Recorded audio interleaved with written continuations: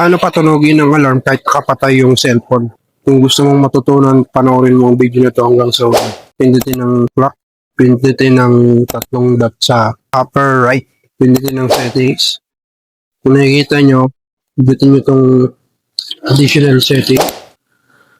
Kung nababasa mo yung shutdown alarm, dapat naka-turn on yan. Pero merong disclaimer. Tutunog lang siya 10 minutes before. So, kung ginawa mo 10 minutes before yung alarm mo tapos pinatay mo 5 minutes pa lang. Halimbawa, nag-set ka ng alarm alas 8 Gs ng gabi. Tapos nawala sa isip mo, pinatay mo siya ng 8:05 ng gabi. So, hindi na siya tutunog.